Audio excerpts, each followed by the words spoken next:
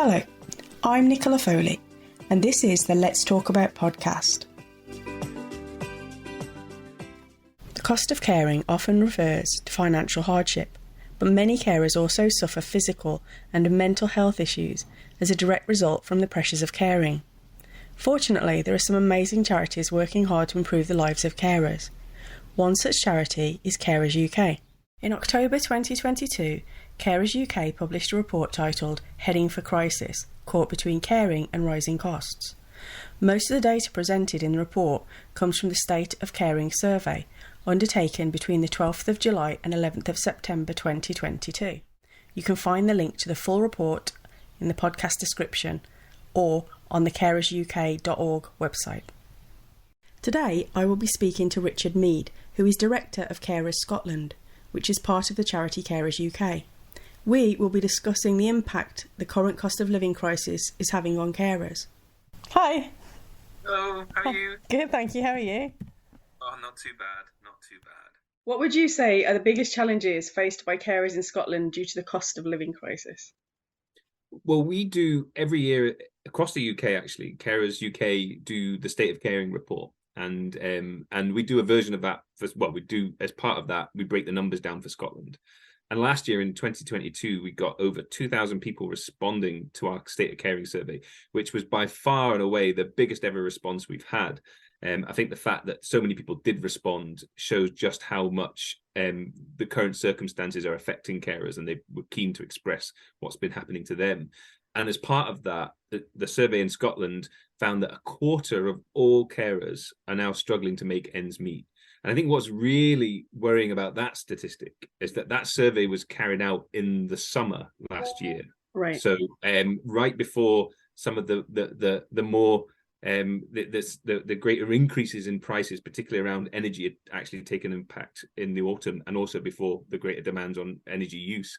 So if that's the situation last summer, I can only imagine how much worse it now is for a lot of carers going into this winter or coming out of this winter. And again, particularly looking at that survey of carers that responded, 1 in 5 are saying they're struggling to afford the cost of food, and the same 1 in 5 are struggling to afford to heat their homes. So the cost of living crisis is really biting on those essentials. In fact, I think it's double the number of carers reported having to, they were struggling and cutting back on essentials like heating and eating since the last time we did that survey. So those are hugely important issues for carers, and huge impact on their ability to obviously just go about a normal life. Some of the specifics in there that we've sort of discovered as part of some of these conversations is that carers, obviously, depending on who they're caring for and the condition that the person that they're caring for has, will have really unique energy needs and equipment needs and supply needs. So you'll get carers and families that might need medical equipment like hoists, ventilators, potentially lifts, stair lifts, as well as having to have lots of medical supplies and other equipment like potentially incontinent pads, bandages. They might need to keep their heating on for longer than most households because of the nature of the condition and the fact that they're home all the time. So maybe 24 hours a day in some circumstances. So that's really, those carers have been absolutely devastated by the current cost of living crisis, and particularly the substantial increases in energy demands. And we've heard stories of carers paying thousands and thousands of pounds a month just to be able to keep their house running and to keep the person that they're caring for safe and cared for. And that's obviously completely unacceptable. Now, I think we've discovered it, but actually this problem's been there for a long, long time. It's just been exacerbated by the cost of living crisis. And actually, these are the things that many carers are facing in Scotland right now. And sadly, I think have probably got a lot worse since this State of Caring report last autumn. Yeah. And when you do that report, do you break them down into categories of what kind of carers they are, or is it just across the board? It's just across the board. We don't. I think we do have some data, but it becomes harder then to break it down. So we do know the proportion of people who are caring and their sort of caring role, but we don't break down the percentages of the cost of those struggling for making ends meet and such by that, because the numbers become a bit too small. Okay. What do you think the government should do to support carers at the moment? Well, lots. And I mean, they could be doing so much more. And I think we're talking about two governments really in terms of Scotland. So obviously Westminster could be doing substantially more to support carers, particularly in terms of things like the energy crisis and what action they might take to be able to support carers to pay their energy bills. But also here in Scotland, our Scottish government could be doing more. And we've I think, for example, the social security system needs to be better set up to support carers. We know that carers allowance is pretty pitiful, even in Scotland, where we get the carers allowance supplement twice a year for those that are on carers allowance. I think it still only works out at about £80 a week. And that, for somebody that's caring for at least 35 hours, it doesn't take a mathematician to work out that that is a tiny hourly rate. That is completely unfair and is inadequate to support carers. And then on top of that, we know that carers allowance is only available to a small number of carers, and that many carers do not get it. And so I think we need to see much more done to support carers through social security. And the Scottish government is looking at carers allowance in Scotland. So we right now are proposing a new social security benefit called the carers support payment, which will replace carers allowance in Scotland. And there are suggestions in there that there are going to be some improvements. So it will potentially reach more people. That education limit of being in full-time education, which disqualifies some people from or disqualifies people from being eligible for carers allowance, will be removed. There's an additional payment for somebody that's going to be caring for more than one person.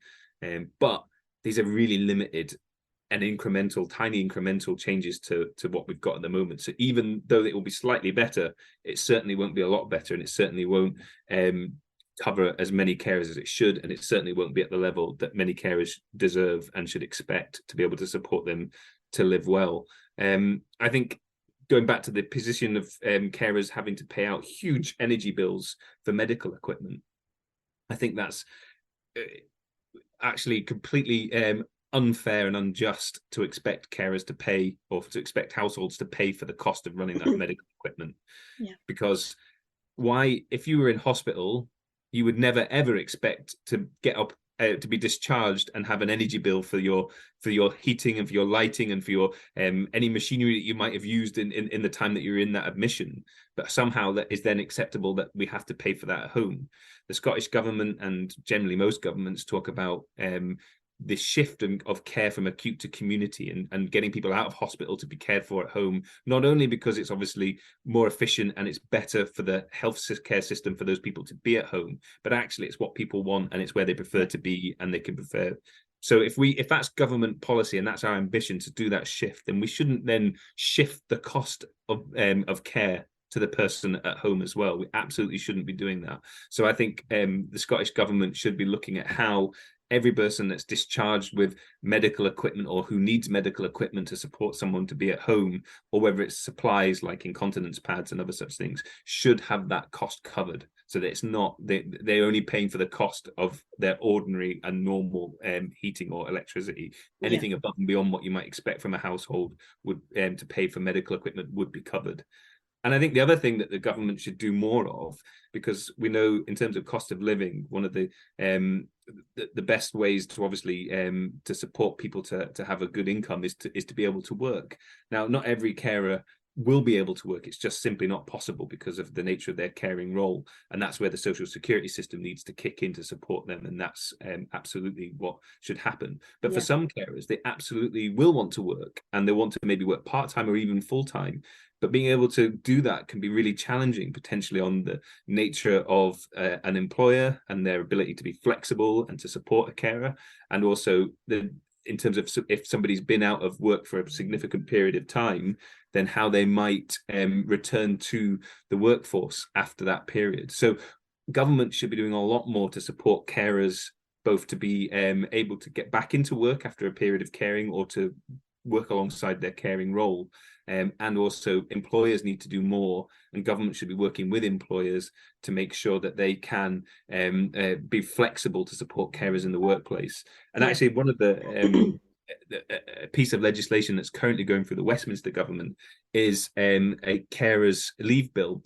It's a private member's bill that's been introduced by Wendy Chamberlain, and And that bill will give carers a legal right from day one to 5 days unpaid leave. Not, you would argue, you could say, well, it's unpaid, that's not great, because obviously it's cost of you then have to bear the brunt of taking that time off. But this is kind of the first time that that's going to be set out in statute, and that will give rights to nearly 2.5 million carers across the UK. So it's a starting point. It's not perfect, and it's something from which we can build on, and then hopefully we can push the UK government, either the current one or more likely to be the next one when it comes to actually move that from being, say, 5 days unpaid to 5 days paid, and then maybe 10 days paid as we go, so that actually carers have some flexibility in how they can work and look after the person that they're caring for as well. And those sort of flexible working arrangements that we've now been a benefit of COVID-19, the ability to work from home, the ability to work virtually, the ability to work compressed or flexible hours, all of those things make it much more likely that somebody who is caring and working can successfully juggle the two.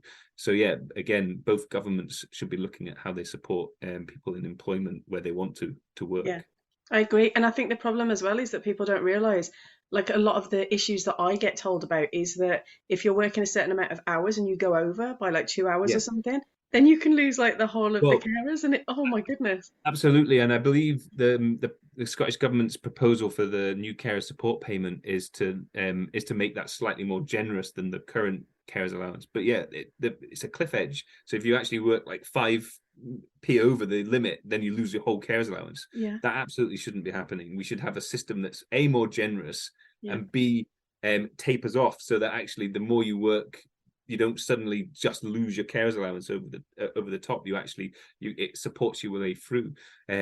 So yeah, I think that again would be an absolutely welcome change, is to make that the number of hours that you can work A, more generous, and more and B, actually there's not that cliff edge so that you lose your benefit as soon as you earn 10 pence more than that abstract line in the pay slip. And yeah, that would be a huge help too. Yeah, definitely. Okay, so what is your company, your Carers Scotland, currently doing to try and alleviate some of the challenges for carers that you spoke about previously with the cost of living crisis? Well, we're actually a really small organisation. I think sometimes our name is bigger than our numbers, and so but one of the things that we do is we obviously work with governments to try and make that case for change.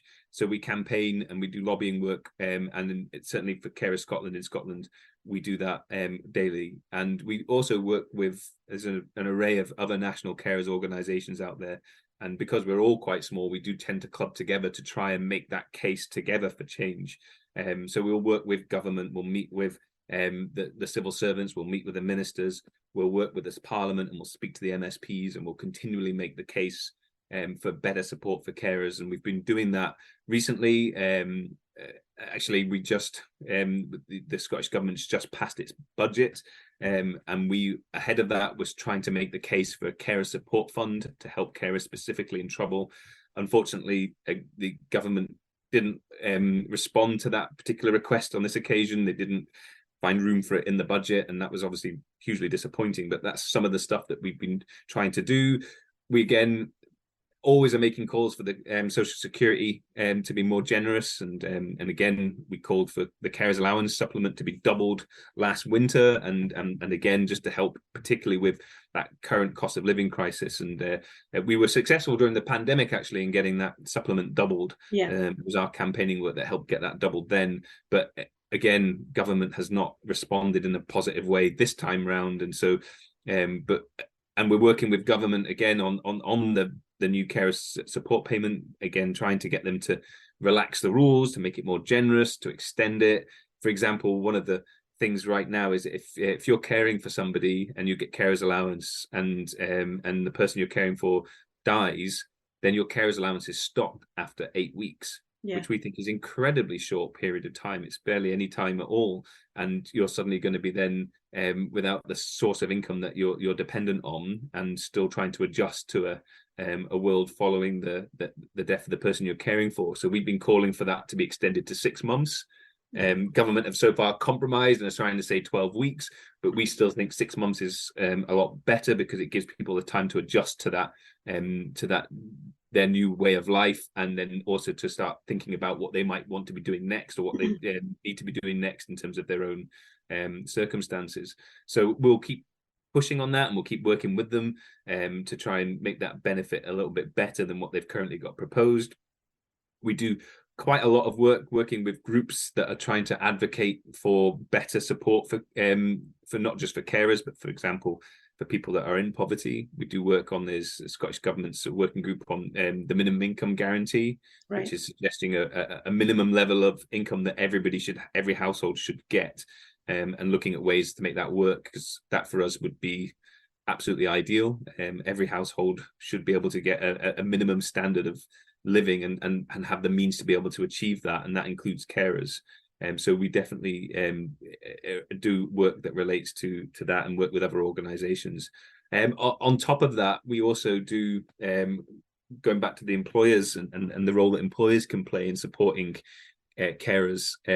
We run the Carer Positive scheme in Scotland, and this is an accreditation scheme, and it works with employers. So employers that are obviously looking to make sure that their workplaces are more carer friendly will work with our Carer Positive scheme to get an accreditation. You can be there's 3 levels to that, working up to from a basic entry level to an exemplary, and that supports carers to put in place good HR policies, good practices, potentially setting up carers networks within their organisation, offering things like carers leave and other such things. So that scheme helps work with employers to make sure that carers have or there are more carer-friendly workplaces. And actually, already in Scotland, I think we've got about 240 odd organisations that are signed up to Carer Positive, and it covers nearly 500,000 employees.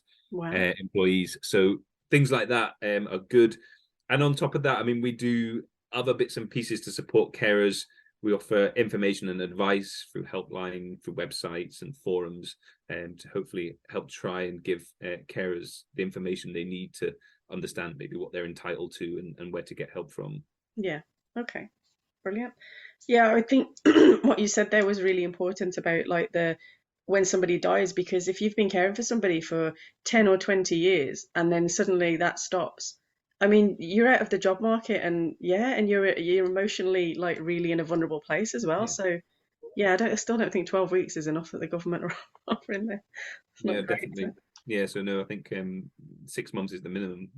Yeah, no, I think so too. I agree with that completely. So what do you think people don't know about carers that you feel would help if they knew? Mm-hmm. Well, for starters, most of us will become carers one day. I think the current statistics suggest that 3 in 5 of people will become a carer at some point during their lives. So right. It will affect us. And all of us will know someone who has been a carer at some point. And I think the fact that 1,000 people every day in Scotland become a carer is a really significant statistic. That's huge. I didn't realise that was... Wow. Exactly. I told a colleague that, and when she then counted that to someone else, she said 1,000 a year, and I was like, no, a day. And actually 1,000 people stop being a carer every day in Scotland. So the population, I think it works out around 350,000 new carers every year, and 350,000 finish being a carer every year. And then we've got about 800,000 carers. So there's about 200,000 in the middle that are continually caring. So it just shows you how transient that population is. Yeah. So all of those people that are becoming carers every day, what information are they getting? What do they know and what do they not know? What kind of support are they getting? How are they getting that support? Those are hugely significant. And then again, same with what we've just been talking about. If 1,000 people's caring roles are ending, what does that look like for them? Is it because of somebody's died? Is it because they've maybe gone to a care home or a nursing home? Is it because they maybe recovered from an injury that they've had, or their circumstances have changed? What do they need to support transitioning out of being that caring role? Is it support with employment? Is it support with education? Is it support with something else? So that, I think, is something I think everybody should know, but very importantly, so should government and so should people that are planning services. Yeah. I think the fact that actually a lot of people a lot of carers don't actually know that they are carers. They don't necessarily see themselves as a carer first and foremost. They'll see themselves as a husband or a wife or a mum or a dad or a son or a daughter or whatever the relationship is. They'll see themselves as that first, and they won't even recognize the term carer. And that, as a result, means that they don't necessarily realize they can be getting some support or help for themselves as well as the person that they're looking after. Again, research suggests that it takes about 2 years for a person to recognize that they're actually a carer. Yeah. And by that point, it could be that person is in a point of crisis. They could be actually at their, depending on the nature of the person, of the caring role, they could have been for years intensely looking after somebody without a break. And as a result, they're actually at the point of crisis before I they was say, going to ask you, sorry to interrupt you there, but I was going to ask you that. Do you think that's linked? Do you think the 2 years is just linked to the fact that people after 2 years are sometimes at crisis point? Is there any evidence of that? I don't know if there's any evidence to suggest that it's linked to crisis. I just think that's the case in some circumstances, and that you will have, I mean, again, it depends on the nature of the caring role, because some people might become a carer and actually the person that they're caring for doesn't have particularly strong needs at the start. It might be nature that it might be a disease that the person has, and they're caring for somebody with a disease. For example, dementia, potentially the point of diagnosis, the level of need is quite low potentially. So the carer doesn't really sort of see themselves too much as a carer. But then as maybe that disease progresses and person declines, suddenly 2 years in, they're like, oh my, what am I doing all this stuff? And I didn't realize, and now where do I turn to get help? Yeah. And then as I say, for other people, they just don't see themselves as a carer, so they don't recognize the term. And then it may be that they get prompted by somebody to say, you do realize you're a carer.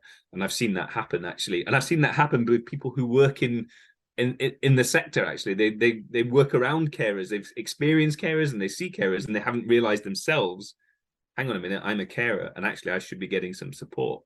Yeah. So that, I think, is and I think we would certainly take the case that it's everyone's responsibility to help identify and support somebody that's caring, whether that's the GP, the receptionist at the GP surgery, whether it's the teachers at school that's noticing that the children that they're teaching, one of them is caring for a parent, or it might be in universities, it might be in workplaces. So everyone should have that understanding about what is caring and how it affects people, and how they might support somebody who is caring, whether they have recognized themselves as a carer or not. So those are the things I would want to be out there more in the public, is helping people to understand that they may be caring, but equally helping others to understand what caring is and how they might help somebody that's caring. Yeah, and I think that's a really important point, because I'm a carer and my friends are aware of that. They go away for a weekend every year, and obviously I can't do that, but they do invite me to go during the day. So if my son's at school during the day, then I can go to just meet up with them. And it's including people like that, finding a way to include them is just invaluable, isn't it? Yeah, absolutely. And I think that's a really good example of how friends and communities can sort of work with people they know are carers. And things might not fit, so you just say, oh, well, you can't do that. It's actually, well, how can we include you? Yeah. So that's a good example. And also what you said about universities as well. I mean, ours, because I'm on a carer committee at uni, and a lot of the students don't realise that they're caring for other students either. If they've got like problems going on and they're missing classes to constantly support this student, that is caring, and they don't get it. And again, education's, as you're probably well aware, usually tries to have rigid ways of doing things, and if you don't fit the model, then there's very little wriggle room for flexibility. And actually that's the exact opposite. They should be more flexible and more responsive to people who have caring needs, so that they can ensure that actually firstly that the student gets the support they need, but also the education that they want. Yeah, exactly. Yeah. So as I just mentioned there, I am a carer, and I'm also a part-time student, and you've actually touched upon this. So I'm not allowed to be a full-time student at the moment because of my caring responsibilities, and that's an hours thing. So you did say there that there's a policy, and that they're gonna, because a lot of the benefits are migrating over to Scottish. That's right. Yeah. So when do you think that might happen? It should do. The carer support payment, which is replacing the carers allowance in Scotland, does remove the full-time education ineligibility. So if you are studying full-time, you will be entitled to carers allowance, which absolutely should be the case. I mean, I think I don't know how that ever ended up in the original system, but why we would ever want to put a barrier to somebody trying to seek an education is beyond me. So that is a very welcome change to the Scottish system, which I think will start to be piloted towards the end of this year, and then be moved and then rolled out to all of Scotland at sometime next year.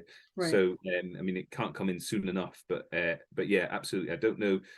We should be creating social security systems, particularly for carers, that support people to get an education and support people into employment. It should be about encouraging and finding ways to support carers, because it only helps everybody. Not only do you get the education that you need and that you want and that you should be entitled to have, but equally it might then support the wider system in terms of future employment, in terms of future financial contributions and future social contributions.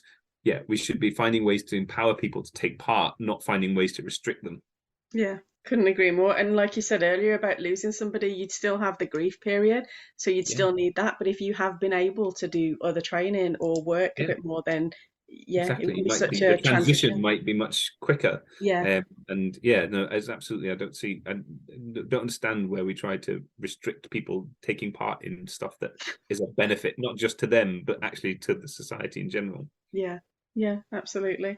Okay, so as a parent carer, I've found a lot of charities or services I've approached have been predominantly set up for older carers. And so they kind of have a lot of things in place to support older people as well. So, and also actually thinking about this, uni as well are very set up to kind of have specific things on during the day when people might either be at work or be studying, if they can do that. So I was just wondering kind of, do you think that younger parents, especially like say young carers, get actually quite a lot, like if they're very young, they get quite a lot of sort of recognition and support, I think, because there's a lot of things set up for them, isn't there? Groups they can go to, and they get a payment as well, don't they? They can get a young carers payment. Yeah, but I think it's that middle section that like students at uni and stuff, and from there right up until kind of the really older carers it just seems to be a little bit lacking. They don't always seem to know what to do with me and what to offer me if I sort of the respite set up for older people as well to go into a hospital or a care centre, and that doesn't work for me. Yeah. No, what's happening with that? Can we change that? I think it's a really important observation, and I think you're right. And I think it's largely because of the numbers. The vast majority of carers are older people caring for older people, usually spouses and partners, or carers caring for older people, so sons and daughters caring for elderly parents. And I think as a result of that, that's all the service providers and the commissioners tend to see and focus on. And actually, as a result, you get a lot of service provision out there for carers that is really not age appropriate, and actually only meets a proportion of the needs of the caring population. And I think, again, you're absolutely right. I think parent carers are probably one of the caring groups that really don't get a lot of support. And actually there probably needs to be a much greater level of focus on that particular group, because again, health and social care will focus on that older population as well. And I think, parent carers are the ones that are likely to get, in a sense, squeezed. You're right. I think young carers, although probably still don't get the same level of support as older carers and some other caring groups, do get a bit more, and certainly get a bit more focus and attention. But I think some of the issues that affect parent carers particularly, such as transitions. So if you've got children that are moving into adult services, there's huge challenges around that, not only just for the person that's transitioning into the adult services, but also for the carer that's helping to manage that process, and maybe going from full-time education into full-time adult service looks very, very different for that carer. And so where's the support? What does that support look like? And often it's wanting. Certainly in my experience of there is a much less of a focus on parent carers. And again, I think that is something that we should be pushing at local government and social care level, but also at national level, to create a sort of a general level of awareness around parent carers. Absolutely. Definitely, and I think because some of the respite and that just doesn't work either. So like I can't get a break because it's not set up for children of my son's age. So I was about to say, because respite, I mean, from my experience of a lot of respite services are younger children, and then obviously older adults, and actually when I say older adults, I'm meaning 60s and 70s and plus, because as well as obviously not being age appropriate for potentially teenagers and young adults, there's very little for them, in fact, if nothing. But actually, I hear again from adults in their 40s and 50s who need respite, and then they've been put into a care home with people who are in their 70s and 80s, of which the vast majority maybe have dementia, and it's just not age appropriate at all for them for a respite break. So No, yeah, especially for kids like that, are like mine, that are neurodivergent and stuff, and they couldn't cope with that kind of environment either. yeah, exactly. And so I think unfortunately our commissioning services and service providers are catering for the biggest impact in terms of numbers and not necessarily in terms of need, and that definitely needs to change. Right, so finally, what are your hopes and plans for improvements for carers moving forward? Well, I mean, I think a starting point is that we need a Scotland that really, truly recognises and values carers. And I think a country where carers are properly supported to care, where they can actually live a life of their own, working towards their own dreams and hopes, as well as supporting the person they're caring for, if that's what they choose to do. Caring should be a choice. It should never be a compulsion. And I think on top of that, we need a statutory sector, the health and social care in particular, that enables carers to do all of this, rather than one that actually leans on carers to ease pressure on its own failures. I think that's what we see right now, is that health and social care is leaning on carers to do the work that it can't do for its own failures. And that's not a comment on staff, or it's not a comment on individuals, because we know that people are working so hard in the system. But the problem is the system itself is failing because they're not investing in health and social care. We're not seeing social care particularly getting the support it needs to be able to deliver services to people in communities. And we absolutely need to see workforces in social care given a decent wage, a career path, progression opportunities. Right now, all I hear is the problems with social care, where carers can't have contracts filled because there's not the staff there to fill them. Yeah. They can't get the services that they need in their communities because there's not the staff and there's not the workforce. All of that does is pile pressure on carers to take up the slack, which is why we're sort of seeing more and more carers doing more and more hours of caring every week, and that's just not fair. So I think that absolutely is important. The statutory sector needs to support, not rely on carers. And I think carers should not be subjected to poverty for caring. That absolutely is. We need to Scotland where caring is supported, and carers and households are supported to live well, and that includes making sure that they have adequate resources, financial and otherwise. And then carers' health and well-being absolutely should not be affected by the fact that they are caring. Right now, if you care for somebody, you are far more likely to be in poorer health than those who do not care for somebody. And actually, caring is pretty much a social determinant of health. And with that comes an inequity that actually we have to close. Those are huge issues. And actually, I think it's a massive. I think in many ways, caring right now is in a bit of a public health crisis, and we need a public health response to support carers. Because sadly, I hear far too often from carers who are just struggling, and it's with every aspect of their caring, whether it's financial, physical, mental health, getting respite, getting support, getting the right support for the person they're caring for, the stress and pressure, and responsibility that comes with all of that. It's no surprise that so many carers are probably feeling pretty much at the end of their tether, and we are a long way off that vision, as it were, of a Scotland that truly recognises and values carers. So I think, we've got a long way to go, but it's so important that we get it right, because I think actually, as I said before, everyone will be a carer, or the vast majority of people will be a carer at some point. And actually, as we move into Scotland's future with more and more people, which is a good thing, living into older age, it will mean more and more people living into older age with health conditions that will need support. And that is again going to increase the pressure on caring populations. And actually, going back to what we were saying before, that focus on older populations might squeeze even more some of the other areas. So we need to get it right for all of the caring population, no matter what whatever your caring role is. I think that's probably one of the things that I've learned in the 14 months I've been at Carers Scotland, is just how diverse the caring population is. 800,000 people caring in Scotland right now, and that it's almost unhelpful to call them all carers, because they are all so vastly different.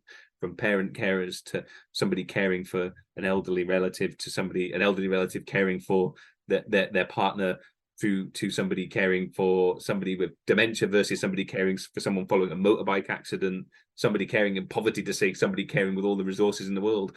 It's so different, it's so vast, and actually we're often trying to find solutions that fit a neat sort of package that can be called carers, which means it gets some but misses a whole load more.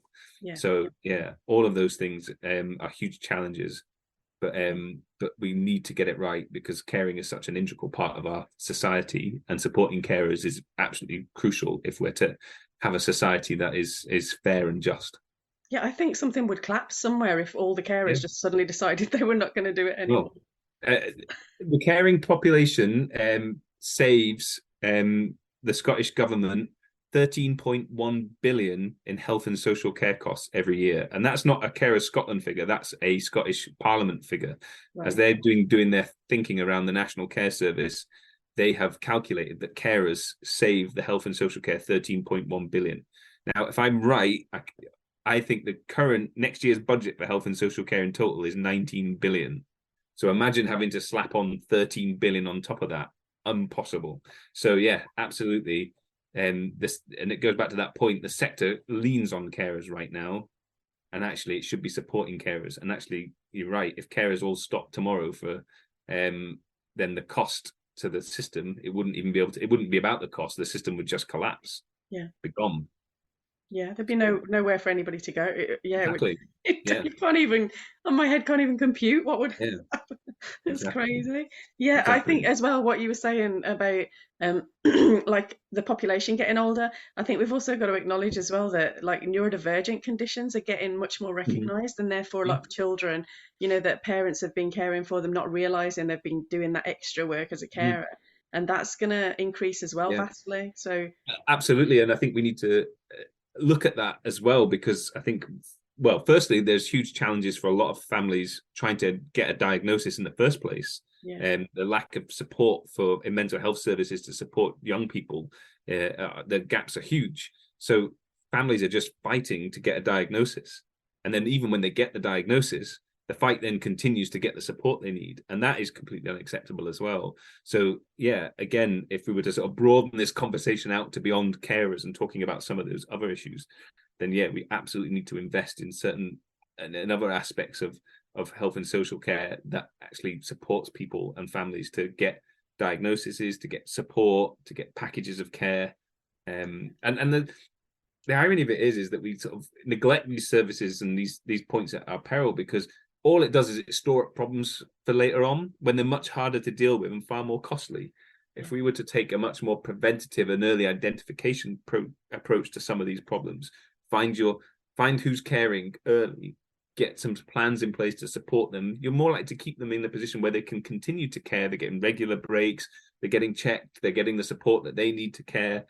And actually then it's far less likely they're going to turn up at A&E because they've literally, their back's gone, as because they've just lifted someone for once too often, they've lifted that person and their back's gone. Or worse, they've had a heart attack because the stress of that caring role has got to a point where they've had a heart attack. And then actually the real problem there is that the person not only has had a heart attack and their own health is in danger, but the chances are that the person they're caring for will then end up either in an acute setting or in another setting that they don't want to be in. Maybe they don't want to go to a care home, but they're going to be forced to.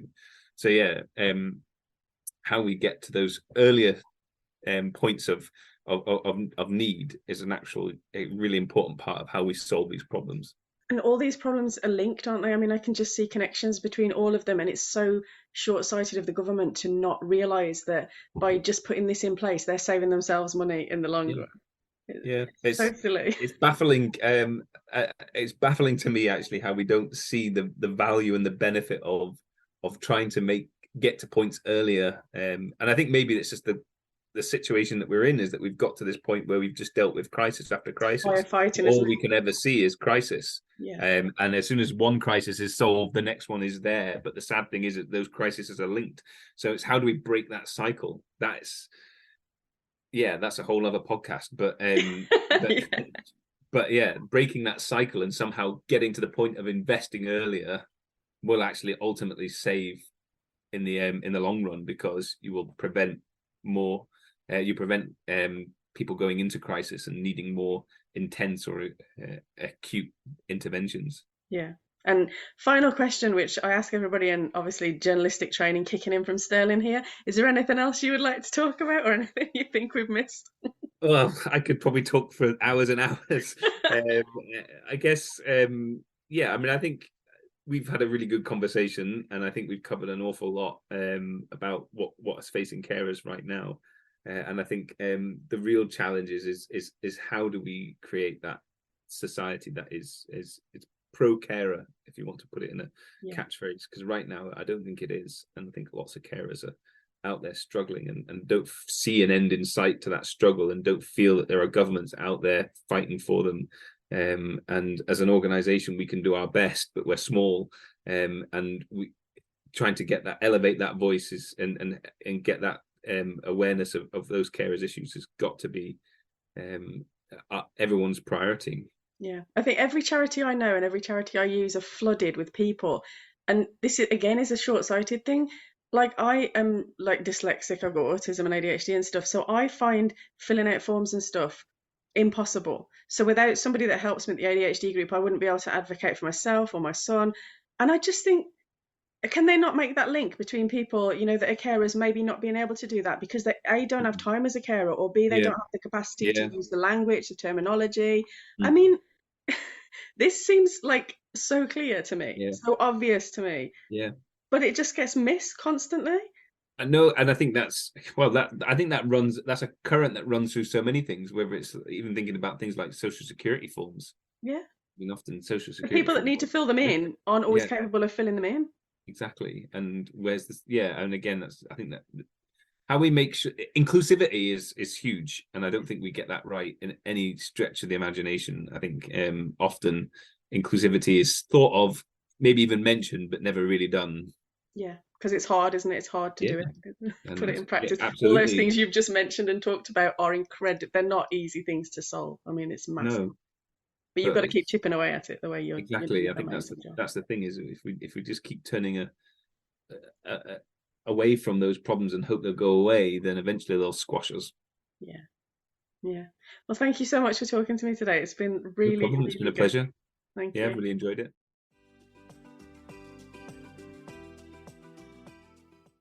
The Carers 2022 UK report states that while many carers are able to combine their caring responsibilities with paid work, others do not have this option.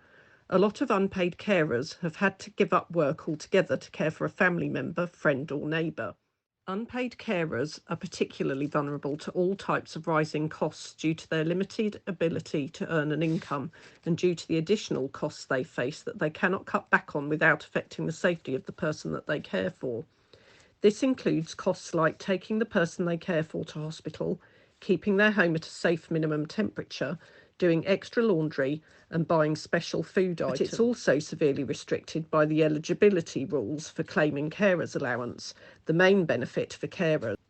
Carers allowance is the lowest benefit of its kind, currently £69.70 per week, and available to carers who provide more than 35 hours a week of unpaid care. This podcast is brought to you by Nicola Foley and Buzzsprout. A huge thank you to my very special guest, Richard Meade.